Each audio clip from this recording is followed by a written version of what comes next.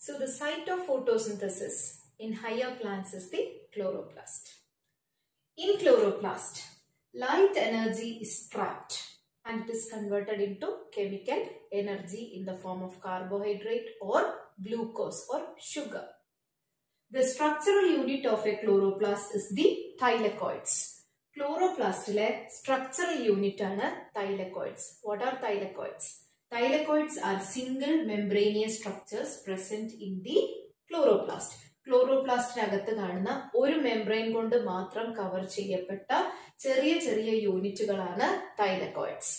Thylakoids ഗ്രൂപ്പായിട്ട് കാണുകയാണെങ്കിൽ അത്തരം ഗ്രൂപ്പുകളെ ഗ്രാനം എന്നാണ് വിളിക്കുന്നത്.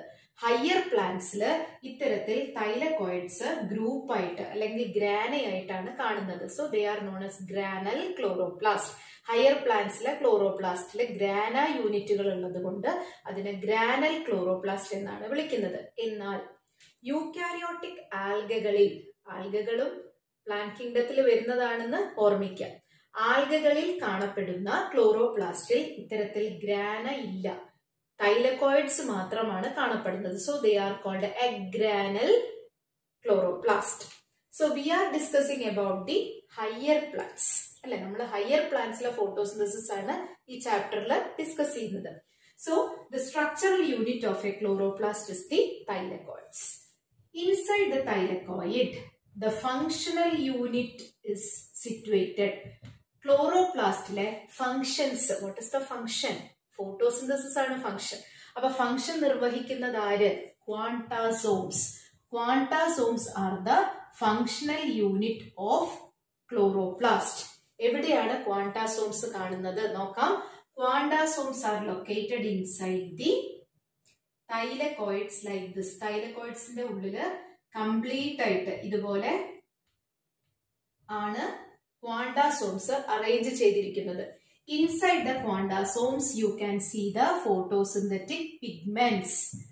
ക്വാണ്ടാസോംസിന്റെ അകത്താണ് ഫോട്ടോസിന്തസിസിന് ഹെൽപ്പ് ചെയ്യുന്ന അല്ലെങ്കിൽ ലൈറ്റ് എനർജിയെ ട്രാപ്പ് ചെയ്യുന്ന പിഗ്മെന്റുകൾ കാണപ്പെടുന്നത്.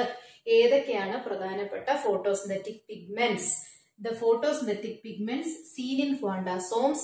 ഒരു ക്വാണ്ടാസോമില്, this is one quandasome, ഇതുപോലുള്ള ഒരു ക്വാണ്ടാസോമില് കാണുന്ന, if this is the quantasome and this is the thylakoid membrane, inside the quantasomes you can see the photosynthetic pigments. ഏതൊക്കെ ഫോട്ടോസിന്തറ്റിക് പിഗ്മെന്റ് ആണ് ഒരു ക്വാണ്ടാസോമിൽ കാണാം? പ്രധാനമായിട്ട് ഒരു ക്വാണ്ടാസോമിന്റെ ഉള്ളില് 230 chlorophyll molecules will be present. ഇതൊക്കെ ഒരുപാട് ഇൻവെസ്റ്റിഗേഷനിലൂടെ ഫൈൻഡ് ഔട്ട് ചെയ്ത കാര്യങ്ങളാണ്. ഒരു ക്വാണ്ടാസോമില് 230 ക്ലോറോഫിൽ മോളിക്യൂൾസ് കൂടാതെ 50 കരോട്ടിനോയിഡ്സ്, 50 കരോട്ടിനോയിഡ്സ് കാണാം.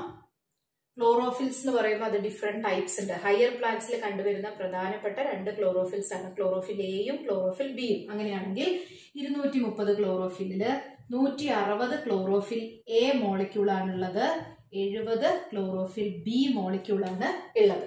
അപ്പോൾ ഈ ക്വാണ്ടാസോംസിന്റെ ഉള്ളിലാണ് ഈ ഫോട്ടോസിന്തറ്റിക് പിഗ്മെന്റ്സ് എല്ലാം തന്നെ ലൊക്കേറ്റ് ചെയ്തിരിക്കുന്നത്. So the structural unit of a chloroplast is called thylakoids. This is the thylakoid. The functional unit of a chloroplast is called quandasome. These are the quandasomes. Inside the quandasomes, what are seen? Photosynthetic pigments. Which are the photosynthetic pigments? Chlorophylls and carotenoids. So how many chlorophylls and how many carotenoids are there in one quandasome? 230 chlorophyll molecules. Out of them there is 160 chlorophyll A and there are 70 chlorophyll B molecule and there are 50 carotenoids. So this is the condition inside the functional unit of the chloroplast, which is also known as quandasomes. So we have already discussed about the structure of the chloroplast. Chloroplast in the structure na patti nammal discuss cheyidu. Chloroplast is an organelle where there is a clear division of labor. What is division of labor?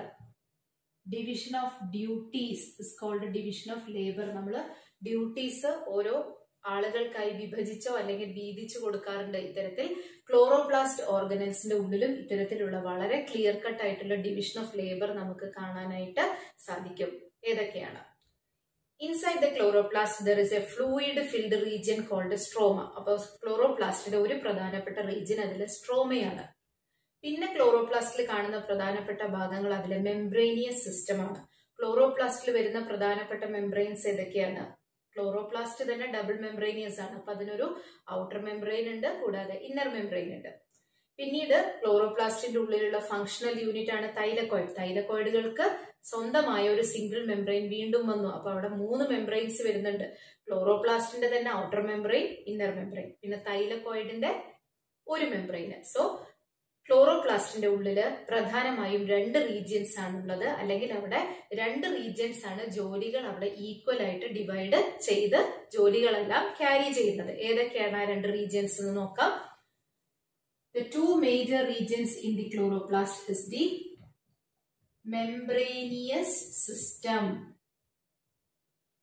Membranous system 3 membranes ആണ് അവിടെ വരുന്നത്. ക്ലോറോപ്ലാസ്റ്റിന്റെ double മെംബ്രെയിനും പിന്നെ തൈലക്കോയിഡിന്റെ single മെംബ്രെയിനും. Next one is the fluid filled region called stroma. Fluid region called stroma. ഈ 2 regions ആണ് ക്ലോറോപ്ലാസ്റ്റിന്റെ ഉള്ളിൽ പ്രധാനമായുള്ള വർക്കുകൾ, അല്ലെങ്കിൽ ക്ലോറോപ്ലാസ്റ്റിനുള്ള പ്രധാനപ്പെട്ട വർക്ക് എന്താണ്? ഫോട്ടോസിന്തസിസ് എന്ന് പറയുന്ന പ്രോസസ്സ് കംപ്ലീറ്റ് ചെയ്യാം. ഫോട്ടോസിന്തസിസ് കംപ്ലീറ്റ് ചെയ്യുന്നത് മൾട്ടി സ്റ്റെപ്പ് പ്രോസസ് ആണ്. അതിൽ ഒരുപാട് ഘട്ടങ്ങളുണ്ട്. ഇത്തരം ഘട്ടങ്ങളെല്ലാം തന്നെ കംപ്ലീറ്റ് ചെയ്യപ്പെടുന്നത് ഈ റീജിയൻസിന്റെ അകത്താണ്.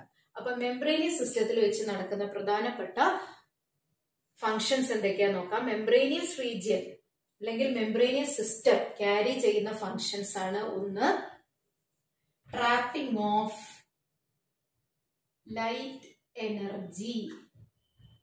Photosynthesis take place in the presence of light. അപ്പൊ ലൈറ്റ് എനർജിയെ ട്രാപ്പ് ചെയ്യണം, അല്ലെങ്കിൽ ലൈറ്റ് എനർജിയെ ക്യാച്ച് ചെയ്യണം. അപ്പൊ ലൈറ്റ് എനർജിയെ ക്യാച്ച് ചെയ്യാൻ ഹെൽപ്പ് ചെയ്യുന്നത് ഇതിലുള്ള മെംബ്രേനിയസ് സിസ്റ്റം ആണ്. Secondly, they help in the formation of energy rich compounds. Formation of energy rich compounds like ATP and NADPH. Light എനർജിയെ കെമിക്കൽ എനർജി ആക്കി കൺവേർട്ട് ചെയ്യുന്നുണ്ട് എന്ന് പറഞ്ഞു. അപ്പൊ ലൈറ്റ് എനർജിയെ കെമിക്കൽ എനർജി ആക്കി മാറ്റുന്നത് ഏത് രൂപത്തിലാണ്? ATPയുടെയും NADPHന്റെയും രൂപത്തിലാണ്. ATP and NADPH2 is also known as assimilatory powers. ഇവയെ അസിമിലേറ്ററി പവേഴ്സ് എന്നും വിളിക്കുന്നുണ്ട്. അപ്പോ ക്ലോറോപ്ലാസ്റ്റിലുള്ള മെംബ്രേനിയസ് സിസ്റ്റം നിർവഹിക്കുന്ന, അല്ലെങ്കിൽ അവർ ക്യാരി ചെയ്യുന്ന 2 പ്രധാനപ്പെട്ട ഡ്യൂട്ടീസ് എന്തൊക്കെയാണ്? Trapping of light energy and formation of energy rich compounds called ATP and NADPH, which is also known as assimilatory powers. ഇവിടെ ATPയും NADPHും ഉണ്ടെങ്കിൽ മാത്രമാണ് കാർബൺ ഡൈ ഓക്സൈഡിനെ ഗ്ലൂക്കോസ് ആക്കി റെഡ്യൂസ് ചെയ്യാനായിട്ട് സാധിക്കുക. Next, we will discuss what is taking place inside the fluid-filled region called stroma. സ്ട്രോമയിൽ നടക്കുന്ന പ്രധാനപ്പെട്ട region, നടക്കുന്ന പ്രധാനപ്പെട്ട ഫങ്ഷൻസ് എന്താന്ന് നോക്കാം. In stroma, carbon dioxide is reduced into carbohydrate. Carbon ഡൈ ഓക്സൈഡിനെ കാർബോഹൈഡ്രേറ്റ് ആക്കി മാറ്റുന്ന പ്രോസസ്, അഥവാ കാർബൺ ഡൈ ഓക്സൈഡിന്റെ റിഡക്ഷൻ നടക്കുന്നത് ഫ്ലൂയിഡ് ഫിൽഡ് റീജിയൻ സ്ട്രോമയിൽ വെച്ചാണ്. ഈ സ്റ്റെപ്പ് CO2വിനെ C6H12O6 ആയി റെഡ്യൂസ് ചെയ്യുക എന്ന് പറഞ്ഞാൽ എന്താണ്? ഹൈഡ്രജൻ ആറ്റംസ് ആഡ് ചെയ്യുക. റെഡ്യൂസ് ചെയ്യണമെങ്കിൽ അവിടെ ഒരു എൻസൈം ആവശ്യമാണ്. നമ്മൾ പറഞ്ഞു fluid filled region stroma is rich in various enzymes. This is an enzymatic region which help in the conversion of carbon dioxide into carbohydrate. ഇനി ഇവിടെ സ്ട്രോമയിലുള്ള ഈ ഒരു പ്രോസസ്സ് നടക്കണമെങ്കിൽ ഈ എൻസൈം മാത്രം പോരാ, പകരം ഇവിടെ മെംബ്രേനിയസ് സിസ്റ്റം ഉണ്ടാക്കി വെച്ചിരിക്കുന്ന ATPയും NADPHും അഥവാ അസിമിലേറ്ററി പവേഴ്സിന്റെ ഹെൽപ്പോട് കൂടിയാണ് ഈ ഒരു പ്രോസസ്സ് നടക്കുന്നത്. കാർബൺ ഡൈ ഓക്സൈഡിനെ ഗ്ലൂക്കോസ് ആക്കി മാറ്റാൻ എൻസൈം മാത്രം പോരാ, അവിടെ ATP എന്ന കോമ്പൗണ്ട്, എനർജി റിച്ച് കോമ്പൗണ്ട് വേണം. അതുപോലെ തന്നെ NADPH എന്ന എനർജി റിച്ച് കോമ്പൗണ്ട് ആവശ്യമാണ്. So in this region they depend upon assimilatory powers. ഏതൊക്കെയാണ് assimilatory powers? ATP and NADPH synthesized by the membranous system, or these are the products of light reaction. അപ്പോൾ ഈ membranous system വെച്ചാണ് light reaction നടക്കുന്നത്, or the membranous system depends upon light for activities. ഈ membranous system ഈ പറഞ്ഞ കാര്യങ്ങളെല്ലാം നടക്കണമെങ്കിൽ അവിടെ ലൈറ്റ് എസെൻഷ്യൽ ആണ്, ലൈറ്റ് നിർബന്ധമാണ്. അതുകൊണ്ട് അതൊരു ലൈറ്റ് ഡിപ്പെൻഡന്റ് റിയാക്ഷൻ ആണ്. So it is also called light reaction. ഇവിടെ ലൈറ്റ് എനർജിയെ കെമിക്കൽ എനർജി ആക്കി മാറ്റുന്നത് കൊണ്ട് ഇതിനെ ഫോട്ടോ കെമിക്കൽ റിയാക്ഷൻ എന്ന് വിളിക്കുന്നു. What is photo? ലൈറ്റ്. ലൈറ്റിനെ കെമിക്കൽ എനർജി ആക്കി മാറ്റുന്നു. എന്നാൽ ഫ്ലൂയിഡ് ഫിൽഡ് റീജിയൻ സ്ട്രോമ, ഇവിടെ നടക്കുന്ന പ്രോസസ്സ് എന്താണ്? ഇവിടെ കാർബൺ ഡൈ ഓക്സൈഡിനെ ഗ്ലൂക്കോസ് ആക്കി മാറ്റുകയാണ് ചെയ്യുന്നത്. ഈ ഒരു പ്രോസസ്സ് നടക്കണമെങ്കിൽ ഇവിടെ എൻസൈംസ് വേണം. പിന്നെ ലൈറ്റ് റിയാക്ഷനിലെ രണ്ട് പ്രൊഡക്റ്റുകൾ ഏതൊക്കെയാണ്? ലൈറ്റ് റിയാക്ഷനിൽ വന്ന പ്രൊഡക്റ്റ് ATP ആൻഡ് NADPH, ഇതും വേണം. So they R dependent on the products of light reaction. ഈ സ്റ്റെപ്പ് നടക്കണമെങ്കിൽ ലൈറ്റ് ആവശ്യമില്ല, ലൈറ്റ് ഇൻഡിപെൻഡന്റ് ആണ്. ലൈറ്റിന്റെ പ്രസൻസ് ഉണ്ടെങ്കിലും പ്രശ്നമില്ല, ലൈറ്റ് ഇല്ലെങ്കിലും പ്രശ്നമില്ല. അവര് ഡിപ്പെൻഡ് ചെയ്യുന്നത് ലൈറ്റ് റിയാക്ഷനിലെ പ്രൊഡക്റ്റുകളെ മാത്രമാണ്, അല്ലാതെ ലൈറ്റിനെ അല്ല ഡിപ്പെൻഡ് ചെയ്യുന്നത്. So the overall reactions taking place in the fluid region stroma is called a dark reaction. The process is taking place here is called a light reaction. So these are the two major steps in photosynthesis. Next we are going to discuss about the various steps in photosynthesis.